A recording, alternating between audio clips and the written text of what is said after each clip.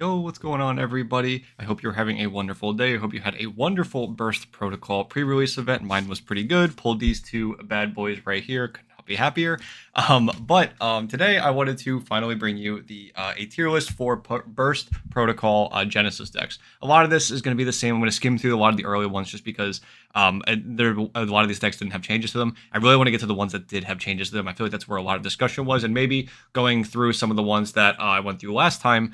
I wanted to go over some of my thoughts have changed on them if they have. So this is going to be for the 300th YCS. I am fairly certain at this point in time.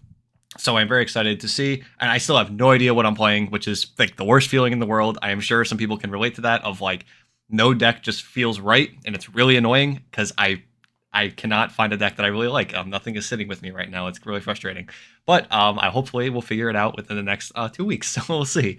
But without further ado, if you enjoy, please subscribe and let's go ahead and jump into this. So here is our normal tier list. As you can see, we have our fair decks, our great unfair decks, fair, great, good, okay, and not worth it. This is usually how I do my tier lists. And again, I'm just going to be running through these very quickly. Dark Magician, I don't think is worth it. Has gotten no new support. Burning Abyss is okay at best. Cool Tune, I'm actually going to move down to fair and great. I think, again, that stuff in this slot here can still be hit with point adjustments. This deck is just not the powerhouse that I was expecting it to be, I guess, for a new deck. A lot of the decks just seem to be, like, pushing through them. Like, the most frustrating part about this deck is RS being a floodgate. That's really annoying. But, this deck should still definitely be pointed more. It's not, like, the top of fair and great, but it's just not doing anything like too crazy, in my opinion, as of now. But Dolce I still think is fair and great. Art Mage I still think is fair and great. Dragon Maid I think is still a great mid-range strategy. Does what it does very consistently. The Water Enchantress package I'm going to put as good for now. Actually, put in okay.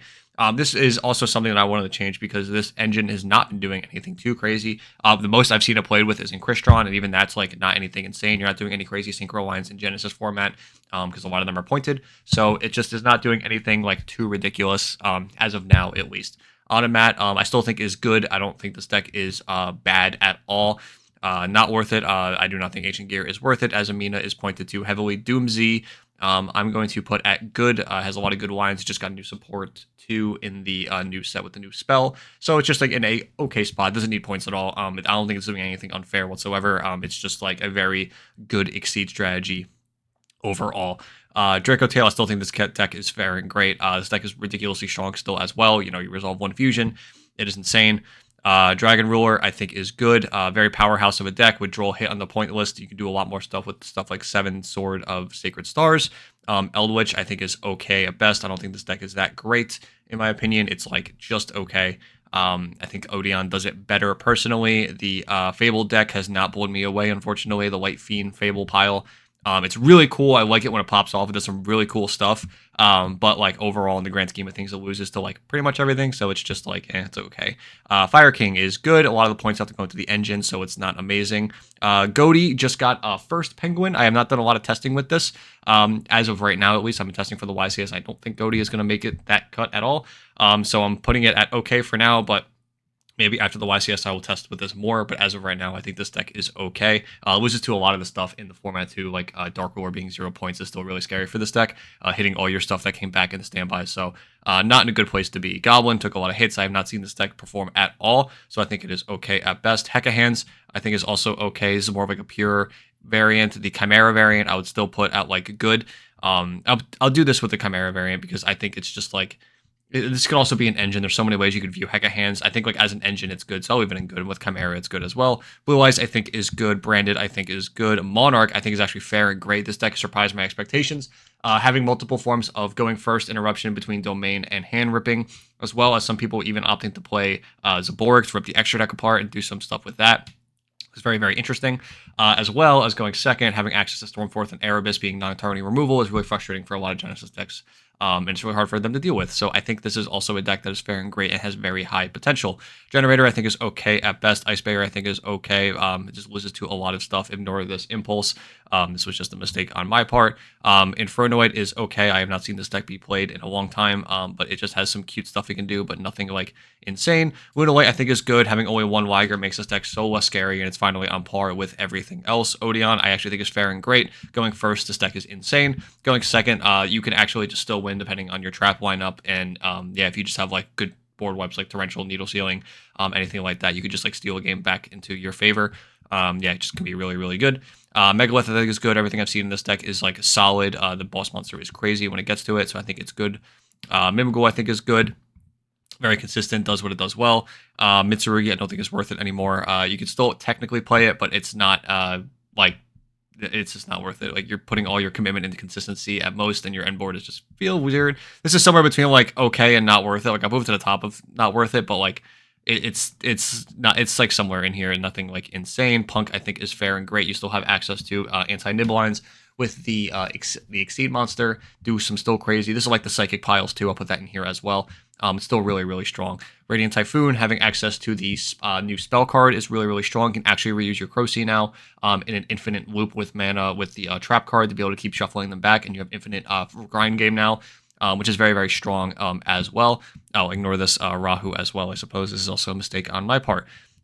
This is the Red Dragon Archfiend deck. This deck is like okay and good. Like it can pop off a lot, but it also loses to a lot. I'm going to put it in okay only because I don't see it winning a lot of games, unfortunately. You know, a lot of bricks are in the deck, and it just kind of leaves it in this like weird scenario.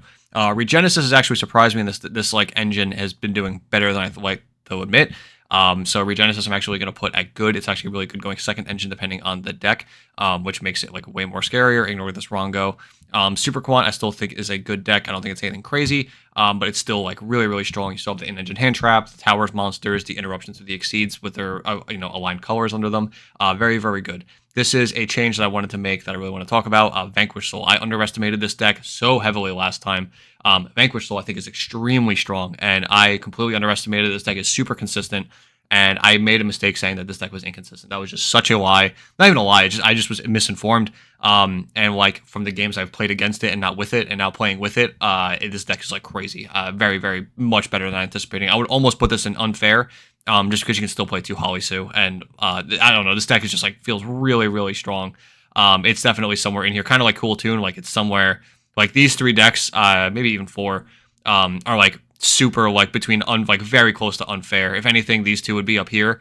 But overall, like yeah, these decks are kind of crazy, but they're all kind of like on par in these like top 4 section, I would say. Next up, we have White Forest. I think White Forest is good. Actually, no, I think White Forest might be great. Let me think about this. The M board, you can get to that. You can play through a lot of stuff. The engine's pretty consistent. Yeah, I think White Forest is great. This deck can do a lot. Stellar is probably one of the best normal summons in the entire Genesys format, and LZ is probably one of the best extenders in the Genesys format. So I think this is just like a great strategy to be able to use in the format. Satellar Knights, I think, is like okay. Unfortunately, the Satellar Knight support is like genuinely just not that strong. Crystron, I think, is good, maybe even great. Man, like the consistency issues are kind of what kills it for me, but that new level 9 synchro can be a starter for Crystron. So for now, I'm going to put it at great. Something to keep in mind, the TCG exclusive synchro monster can be a starter for Crystron. So any way you can get to a 9 synchro can be a Crystron start. Something to keep in mind. Off the top of my head, there is not like many level 9 synchros starter points to be able to keep combo, like a small engine. But I think that like warrants this being in like fair or great. Like, that can do a lot. I know it can pop off, especially with other engines, like the Adventure engine, like I mentioned before. It's like the only deck where I'm seeing it do anything with. So yeah, Gem Knight I think is good. Once your opponent knows what you're on, it gets a lot harder. K9 I think is not worth it. This deck is just like so pointed. It's like I think this is the most pointed deck in Genesys overall. Ninja I think is good. Wind Up I think is not worth it. Whoopsie, that's not Wind Up. Wind Up I think is not worth it. Unfortunately, the deck just is not great. Even with Mighty Solely going down, I don't even, like, it just doesn't have end board pieces. Is really the biggest issue with it. Centurion I think is good or great. I don't think it's like amazing. I don't think it's pushing any boundaries. It's just a very good synchro engine. Has really good non-normal summon starters in the form of Oath and Stand Up. Both those cards are really, really strong. But overall, in the grand scheme of things, I think Centurion is just kind of lacking in M board, sadly. Labyrinth I think is good, possibly even fair or great. But for now, I'm going to leave it at good. These are not in order, again, except for these 4 over here. But yeah, like I think Labyrinth is just good. Nothing about it has like super impressed me as of yet. The deck can still do really well. Obviously, like a very skilled Labyrinth player, I think could excel and maybe make this deck fair and great. But for now, the very few Labyrinth players I've seen, I'll put it in good overall. Rose Dragon package, I think is like okay at best. I don't think it's that good. Pure Rose Dragon deck definitely is only okay, maybe not even worth it. But yeah, Rose Dragon overall is just been not been performing very well. Besides in like maybe Dragon Ruler, it's like really the only deck I see it popping off in. Gladiator Beast, okay at best, maybe even not worth it. It's just like a very simplified deck. Like the field spell is really what makes it. Going into the Gladius combo with another guy in hand is like a 2-card line. You can do some cute stuff, but being like not being able to go into a lot of stuff really hinders this deck heavily, unfortunately. Mirror Sword Knight is the the Chimera deck. Obviously, we have the Hecka Hands here. I'll put that in here. That kind of goes hand in hand with Hecka Hands and Chimera. Yeah, like still good. Like the consistency is just like kind of weird sometimes. Like a lot of 2-card combos. If you can, a lot of it depends on if you can get to Chimera Fusion resolving or getting to the right pieces. It's just like some hands are just awkward. You have to play a lot of weird cards. Not like amazed by it. Sword Soul is okay. I don't think it's amazing. Very bland deck. Again, like the points on this deck is still like randomly there for some reason. I don't think it really needs them, especially with Tenues being so much worse in Genesis. This deck just feels much worse. Going into now Burst Protocol decks that were increased, I would say like more than the ones I already mentioned. Magnet Warrior got a lot of stuff in this set, which is awesome. And this is like probably like unfortunately probably the deck I've been messing around with the most on my personal time, just because I think it's really fun and it's cool. Like playing Magnet Warrior, like it's Magnet Warrior, like what the hell? This deck's awesome. I think it's just really fun to play with, and I genuinely think it's like good or even fair and great, probably in the good category though. It's not playing around nib, but there is like 1-card lines that are ending on like 4 interruptions, and then if you have like another piece of a combo, or of the combo, you're ending on 5 interruptions. Very good. So I think like Magnet Warrior is definitely like a solid strategy. A lot of 1-card combos too, like very consistent at what it's doing as well. GMX, this deck caught me very much off guard. This deck is actually better than I thought it was. GMX Dinosaur specifically, because the GMX Fusion spell can tutor a lot of the best cards for Dinosaur, or a lot of other archetypes, things like Habakiri. So I actually think GMX is going to be maybe even it's just good. It's just another good deck. Like it's not, I don't think it's breaking any boundaries. Like maybe I could be wrong here. These are all my early assumptions, but unless there's some crazy combo that I'm missing and like deck building way to make GMX, where it's tutoring like some insane dinosaur other than obviously Oviraptor, Archosaur, Miscellaneous, but Miscellaneous is like 70 points. It's just solid at what it's doing. It makes a couple interruptions. I don't think it's breaking any any walls of like being insane, but it's definitely a strong deck. Assault Mode Activate is also good. These are all just like good decks. Like they're just solid. None of them are breaking anything crazy. The Assault Mode deck can end on double Star Dragon Assault Mode, which is pretty cool. But like again, you're playing like multiple bricks in the deck, a lot of normal summons. This deck doesn't have a lot of non-normal summon starts, unfortunately. You can get to like a level 8 synchro with a separate engine. It's a little bit better in my opinion, but as of now, it's just good. Exo Sister, this deck has been blowing me away with what I've been seeing. Exo Sister, right? Those new cards are insane. It's only 2 cards, but man, those 2 cards make a difference. They are such huge assets to this deck. That continuous spell is one of the most insane spells I've ever seen. Being like, it's just like a crow every turn, a search for 2 Exo Sister monsters, and then like being like an extra extender as well. Like the card is just obnoxious. Like it's so crazy how good that card is, being able to trigger your Exo Sister names, and then the new Exceed monster being able to play around Nibiru. So like you don't have to worry about your combos anymore. You don't have to worry about going into Magnifica either if you don't want to. And then being able to get an additional trap card in the end phase through an Exceed monster is also really good if you already have combo. It's like, what more could this deck like ask for, right? Like this deck just feels crazy to say the least. Yeah, this deck's just broken. I really think it's like just a great deck. Next up, Elven Note. Elven Note Pure isn't only a good deck. I think you have to mix Elven Note with stuff to make this deck better. It really needs help because like the Pure deck doesn't have a lot of like value game in it. Like you get like 1 or 2 +1s, and then like after that you're just like done, and you're just like kind of moving monsters around. Which is really unfortunate because the deck actually functions in a really cool way, and I really like it and I want to use it. I just like why does I'm so confused with the Elven Note design. I don't understand. In all the other ones, Archmage, Doomsday, and now this one, the other 2, the what's it called? Midius the Pure gets into their extra deck monster, right? For Archmage you get to the Fusion, for Doomsday you get to the Exceed, but for Elven Note you can't get into the Elven Note Exceed monster. It's so weird and bizarre that like that was a choice that Konami made. Unless I'm just missing something, but the Elven notes do not like function well with Medius for some reason on like a pure level, which is really unfortunate because I really like it and I want it to work better than I feel like I can get it to work as of now. Next up, Fur Hire. It's okay. Without the Link monsters, it's really hurts. But like overall, like the deck's still really cool. Has a lot of good cards now. Good main deck cards, I should say, like Rex, Beat, and now the new one are all very good. So is Raphael as a monster negate, very strong. BES also same thing. Okay, it has a strategy. It's inconsistent, yes, but the cards that when you do draw the powerful ones can definitely do something like form an interruption and make them all kind of towers, which is just like pretty annoying to deal with, to say the least.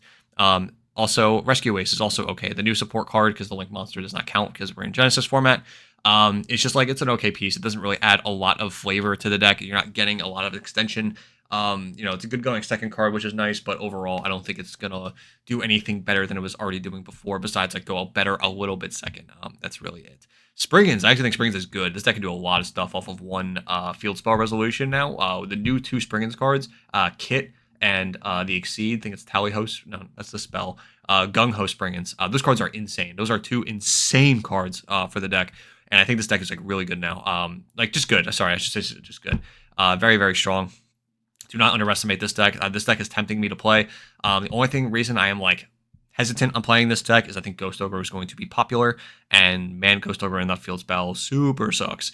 Dark Lord, I think Dark Lord is okay. Again, it's just a deck that like without the Link monster Dark Lord, you are like feels a lot worse. You really like that card. Condemned Dark Lord is such a strong card, and without it, it feels really bad.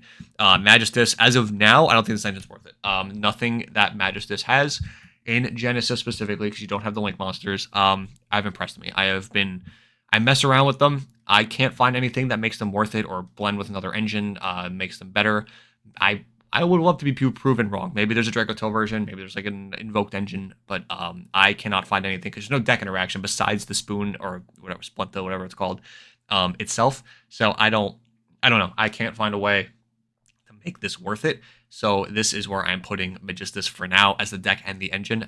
There's just nothing here for me personally where I'm impressed with it. So that is my tier list. I know this one was very quick, but like I said, I really wanted to get to the Burst Protocol cards because those meant more for this video than the other cards that weren't touched via the points list and with their release.